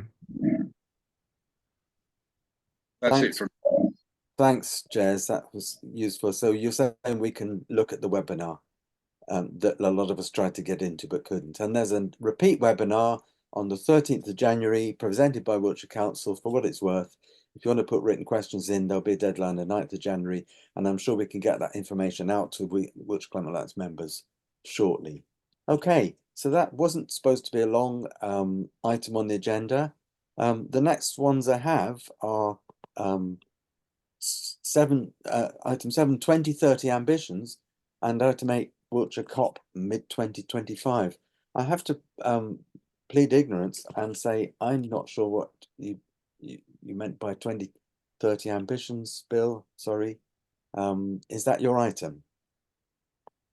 No, actually, Andrew, it's your item. It's my item. You wanted a group of people. Okay. asking for a group of people again. Resign. To look at the climate team, the council climate team's progress. Oh yes. On what they plan to do, their report from 2024, and their ambitions for next year up to 2030, which they've just published about a month ago when they were reporting to the cabinet. Oh, And we, WCA, were given the opportunity to have a pre-discussion with the climate team, and they said that they would be happy to hear any feedback we might want to give to them on that particular thing, so that when they were finishing it off, they could ignore what we said. But I think what you were trying to do was to sort of raise the awareness of the fact that we only have a couple of weeks to do that, and tackling that is not a 5-minute job. I'm embarrassed now. What I think of is the climate strategy delivery plan, Wiltshire Council's climate strategy delivery plan. They wrote one for 2022 to 24. They got 3 or 4 of us to come and talk to them about how they want to update it for, I thought it was just 25 to 27, 2025 to 2027. And the climate delivery plan is crucial because it's what Wiltshire says it will actually do to implement its climate strategy. So it was just, you were calling it something different, Bill, from what I was calling it. The climate delivery strategy is what the council says the actions it will actually take to implement its climate strategy. And for instance, behind the scenes, I just asked Adam if he'd take a look at the energy section, or even just a small part of it. There are sections on green homes, sections on waste, section on transport, section on the green economy. And this is a golden opportunity because the climate team has come to Wiltshire Climate Alliance itself to say, can you help us rewrite our climate strategy delivery plan? So a golden opportunity for anyone to take a small or even smaller size chunk, preferably take a look at the climate update report, but maybe we can help you with slicing that into the piece you're interested in, and scrutinize the climate delivery plan for 2022-24 and see whether it did the job and what you'd recommend they ought to do or not do next time round. So I think we know some of your interests, what activities you get up to, whether it's nature or home, energy or transport, waste and so on. This is a chance to get involved. And Kate, you've asked, can we put links in for these documents so we know what we need to be looking at? Okay, so the links are yes. on the MailChimp mail that went out to everybody for members meeting. You go to the actual Great. item, you'll see a picture on the right hand side of every item. If you click on that, you will get access to the information. Okay, so you go down to the ambitions one, as I called it, and the one that Andrew's just talking about on that picture, which is the flooding in Bradford recently. You'll find the information in the background to it. I think the only one that hasn't got one is the COP at the moment, because we're still working to try and work out actually what we're trying to do there on the COP. Okay. Which is our final item. Even so, but if you do get a chance in the next few minutes to take those links that are in the email and put them in the chat, there's a bit of redundancy. It would help someone like me. Okay. But without taking dividing Bill's attention, is it okay if we does everyone understand what we're trying to do here? Help Wiltshire Council make a really effective next 2 or 3 years delivery plan for its climate strategy. I hope that expressed that well enough. And thanks for that query, Kate. In which case, without more ado, well, Wiltshire COP, mid-2025. This is, I know that it's come from a few of us, inspired by the Dorset COP that they held last month before the international COP, conference of the parties. Over to you, Bill, I think. Me and Bill are both trying to take 2 steps backwards quicker than each other. But you, thank you, Bill. Andrew. Yes, I will. I'll pick it up. It's all right.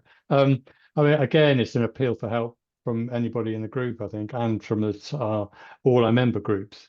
So, what we talked about, I think, at the last meeting a little bit.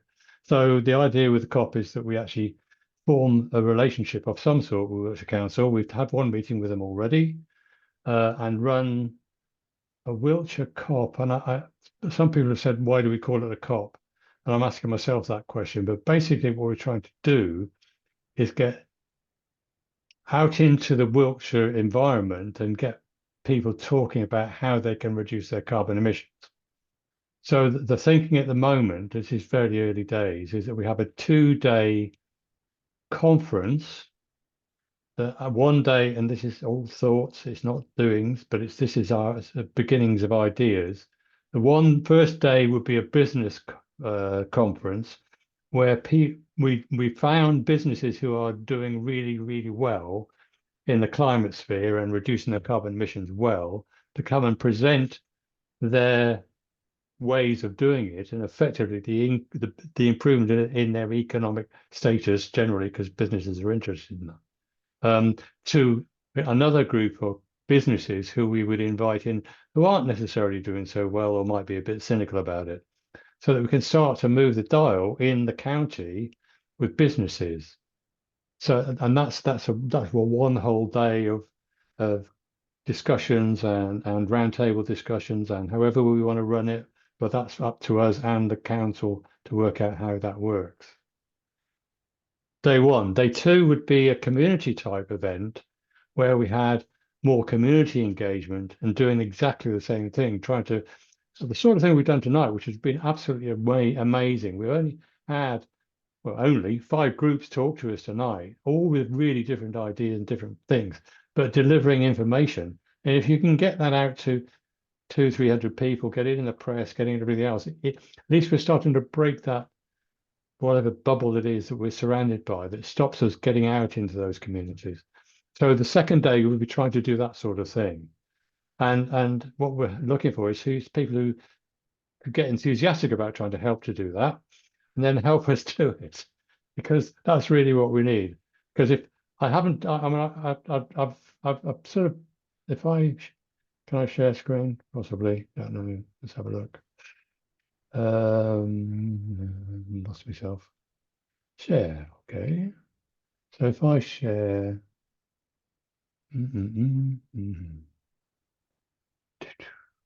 COP overview, I'll do that one. I don't know if you can see that. Okay. So that's the sort of the things we might want to be able to do for all of this. So we've got to have the general oversight. We've got to think about organising the contributors, the audiences, the engagement, plan it and selecting who we're going to bring in. That's a bit of a challenge. Then how do we communicate that?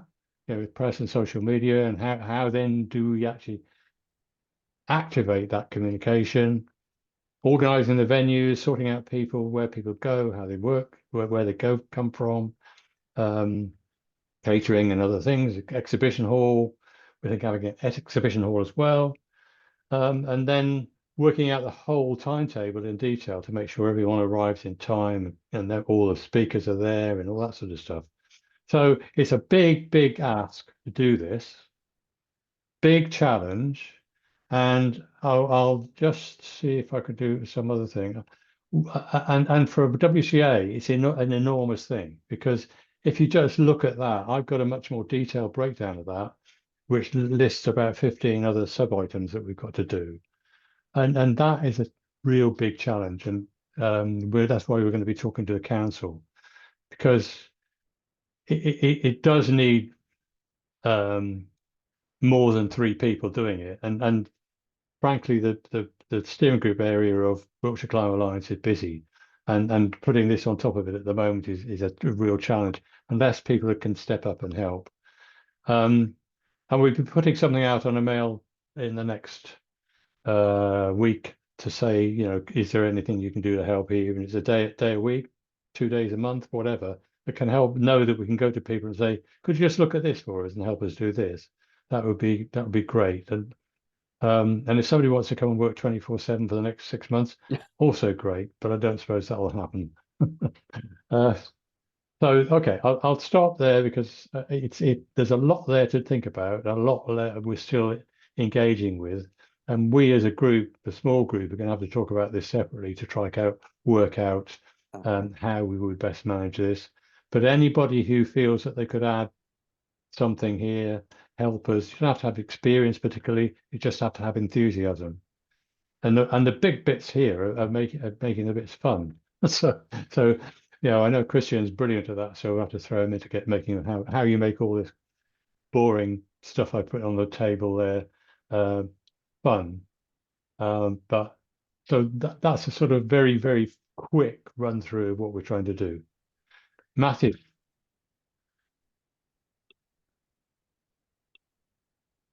You're mute. You're mute, Matthew. That's it. Oh, you're still mute. Yep, there we are.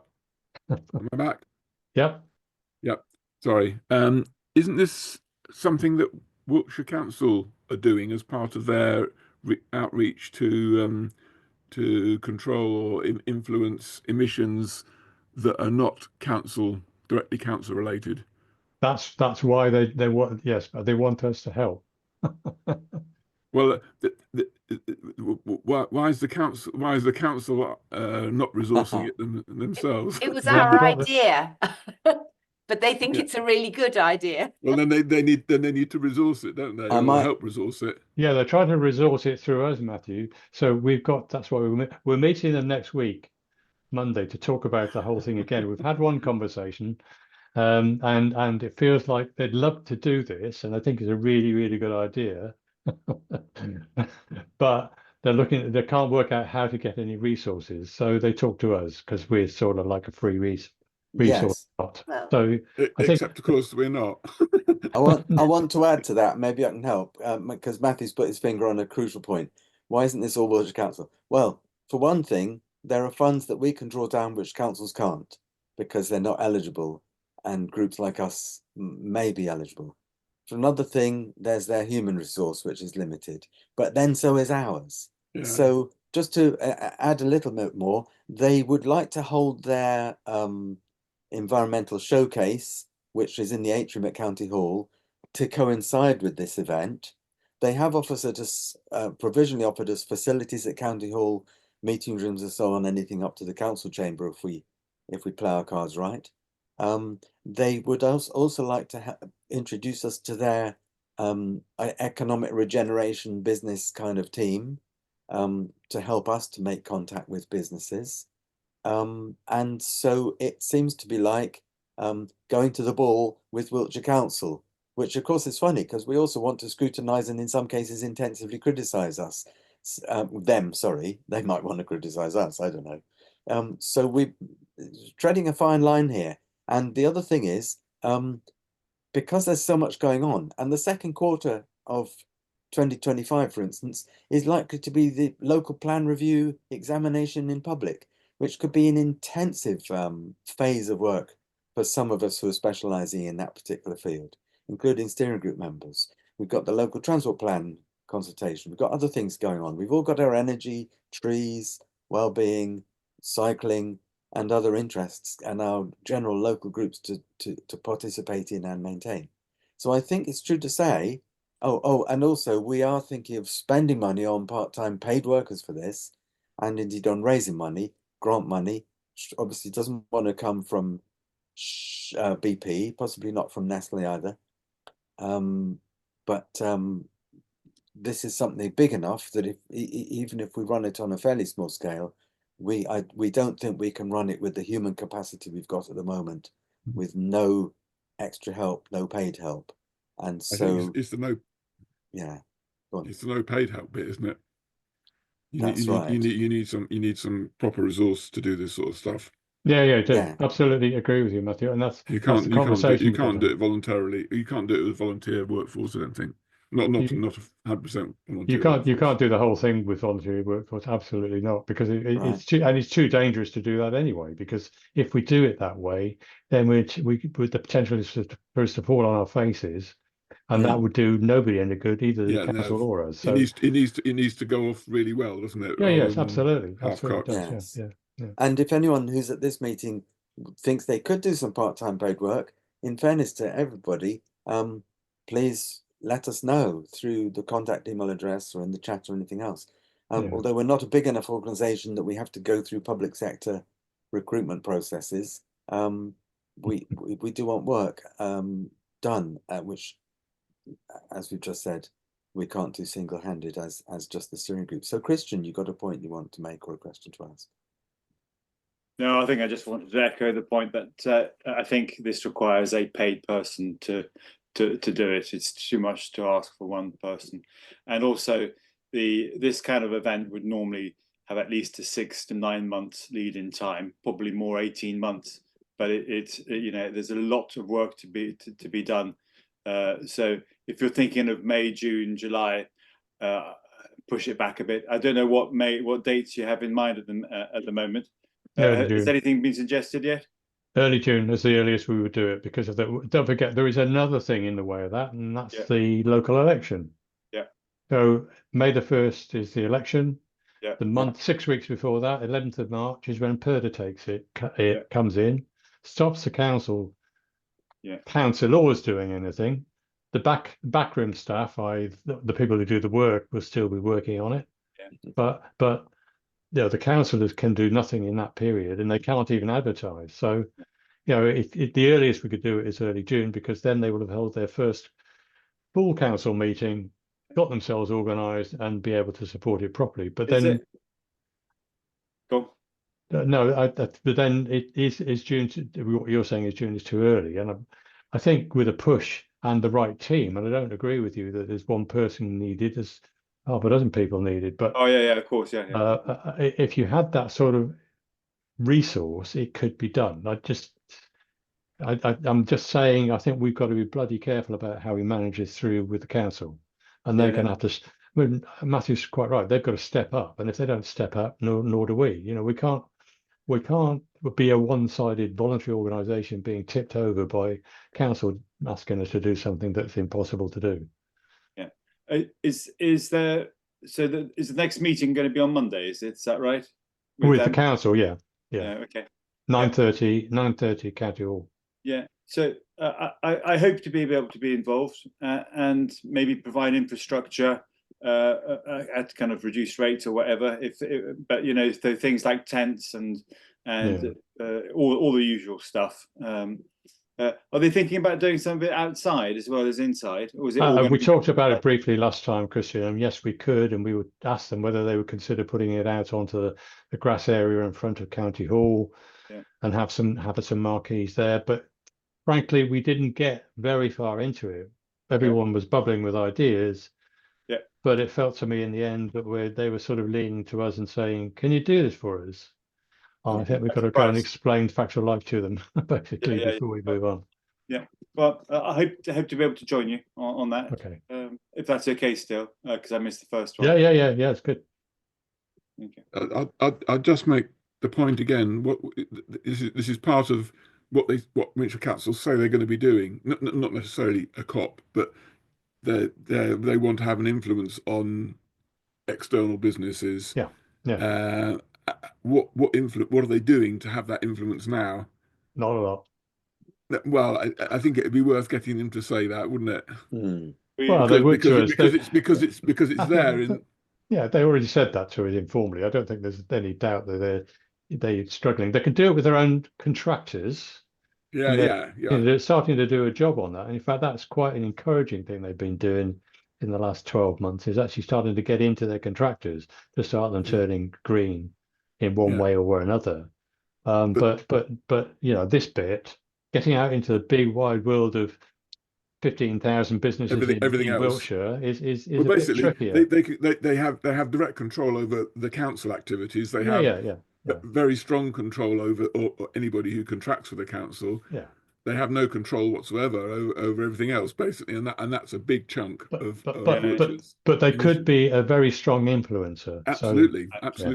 Yeah. But they obviously aren't. Well, this is it. We suggested that they do this 2 years or even 3 years ago with other COPs. Basically, they're told to go away when we've done that in the past. It's nice to see that at last they're approaching us. And if they think it's their idea, well, that's great. Let them carry on, and we'll help them with it. You know, but I think we need to work together. They have far more of influence than we have, to be honest. So let's work with them. We've been wanting to do this for years. and the fact that they've come to us now is great. Don't really care who gets the credit as long as it creates change. From my perspective, yeah. What I want to see is businesses coming and making commitments and deepening the commitments and accelerating their commitment to taking climate action, reducing their carbon footprint, not just the like-minded community of Wiltshire Climate Alliance members and member groups talking to each other and patting ourselves on the heads. And I think that Richard Kluwer, the council leader, said this specifically at a cabinet meeting or just outside a cabinet meeting.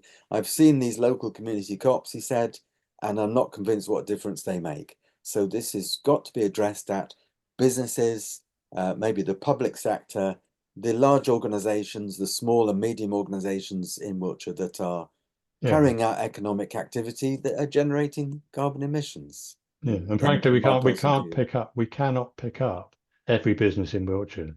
We're going to have to be very selective. We've only got a day if they do it, and therefore we can only have a limited number of speakers and discussions about.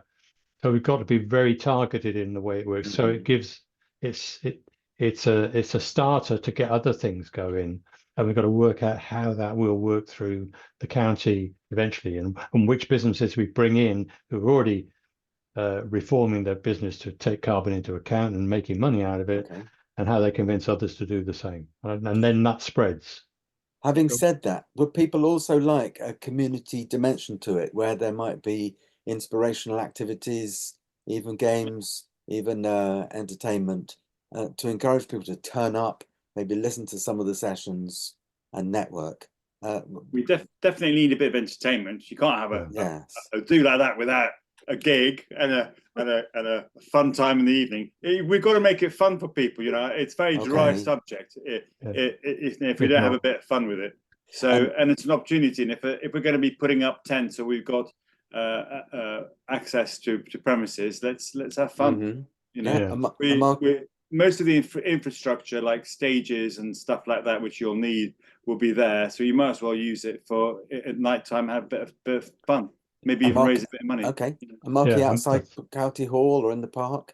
Bring food to share. All kinds of things. A big tent on the grass in the garden in front, so everybody knows something's happening. Everybody who drives by see a monster tent on the lawn of the. You know, it's rather than just being hidden away in the back rooms of County Hall. You've got to make a real big statement of what's going on. Make a lot of noise. I think we should be able to manage a procession. I think we should be able to manage. I beg your pardon, Christian. We should be able to manage a procession through Trowbridge Town Centre on the Saturday as well. A big noisy one. Yeah. Is Devizes outdoor celebratory arts still a thing? Yeah. There's XR samba bands and so on.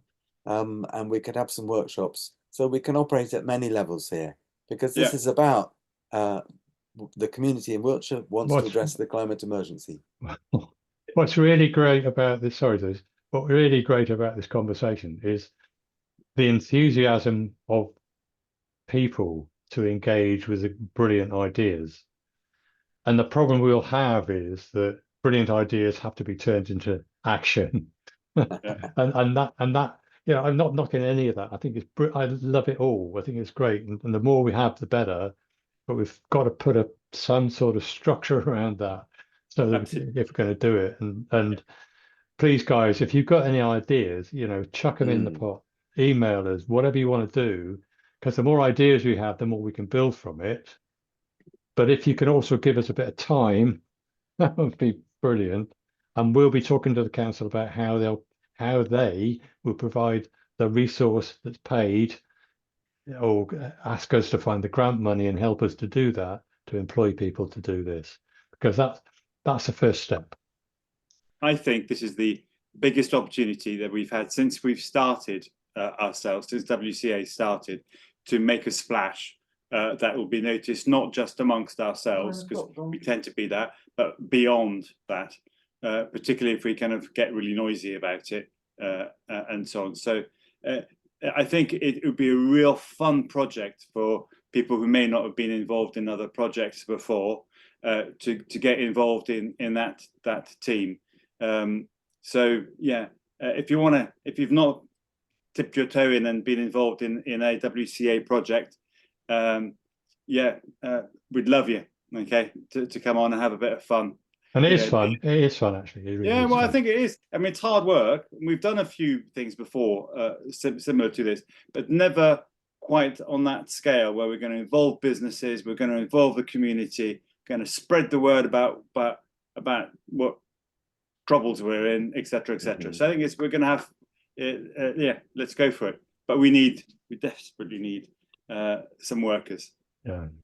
Well said, Christian. I was just going to say, it would be nice to think that maybe you could run some satellite events where you could relay the main proceedings and have locally focused groups, maybe smaller businesses and things like that. Yeah, there are more ideas. Yeah, we have. I tell you what, we should go over the car park, put some more tents in there. Well, I was thinking of having something in the market towns or something like that. Yeah, so the same thing's going on. They can see it elsewhere. Jackie. I was just going to say, we're saying it's a lot of work and we're saying it's a lot of fun, but it is the best treatment for climate anxiety. Yeah, is to actually knuckle down and do something. And it's what I tend to think, because I've got a grandchild, another one on the way. Well, at least I can say I tried to do something. Yeah, I agree with that. And we've been in this for the last 7 years trying to do stuff, and it's the only way it keeps you going. It's the only way it keeps you going, honestly, in time. It really is the only way it keeps you going. And being with other people like yourselves. Yeah. And Bill and anybody else, we need, on Monday we need to set a date, because from my perspective, and knowing that all the resources that we will need to put on an event like that are booked out. So for example, we're more or less fully booked for June, July. We've got no capacity. For those who don't know me, I run an events company. Yeah, we do lots of kind of events and festivals and weddings and stuff like that. Well, one of the things you might bring to the meeting on Monday, Christian, is a list of companies who might be able to help. Yeah. I'll try, because that would be useful. I mean, that would be very useful. Yeah. Okay, so sorry, Andrew, I'll pass it back to you. Well, we've said so much about this. We've demonstrated enthusiasm. Particularly Christian, you've expressed such amazing enthusiasm and very rationally as well. So we'll have a meeting on Monday. We'll get the message out more. Everyone who's at this meeting and more is welcome to get involved, even if it's just with one thing. And I think we aren't hearing anyone saying, "Oh, you shouldn't start spending money on something like this." So we'll take that as a silent mandate. There's one other thing. It's really into any other business territory now. It's gone 9 o'clock, but oh my God, is it? Time flies when you're enthusiastic. Isn't it right that we're having a social event in the new year, which could and also I have to ask whether the next meeting should be on January the 1st or January the 8th or some other date. And so who can tell us more about this social event we want to have? Because we had a wonderful social that was combined with Andrew, you're other wonderful stuff in Devizes the other year. We thought we ought to have just more of a pure social event in the new year. Isn't that right? That was what's suggested, Andrew. Okay, so are we? I'm not organising. Are we on? Does anyone here like the idea of a social event in the new year? At the last meeting, Andrew, everyone, yes. when you asked that question at the last meeting, okay, 99% of the audience put their hands up. Right. Well, I must be suffering from memory problems, but I thought that was the answer. It's just that we need to put it together, and let's make it straightforward. And we've got a little. Is it the same team and they're looking at the COP that also look at the social event, or is it steering group? You know. Shall we pick that up separately, Andrew? Let's pick it up separately. We'll do it after this meeting. Yes. So if you've got any leftover Christmas pudding, put it in the freezer, bring it to the social event. And if you're musicians, or if you want a band that lives near you to come and play, then get in touch. Seize the day. Okay. So Louise says social event where, yes, discuss and let us know. All right, it's up to us to discuss it in a smaller group and let you all know. Let's have it on the 1st of January. You won't get many I there. think sensibly we should have our members meeting on the 8th, Andrew. Is that I'm happy to agree to that, yes. in person? Just book a pub. Yeah. And we'll have it in person. One of them will. Or a hall. Yeah. Oh, the meeting. I thought you meant the social event. Right. Both. Well, okay. Well, is there any other business? Because we've done date of the next meeting and New Year social event. That's all I can think of. Anyone else got any questions or comments? Otherwise, we can stop recording and move back into an informal phase. Is that okay? Thanks Yep. everyone for coming.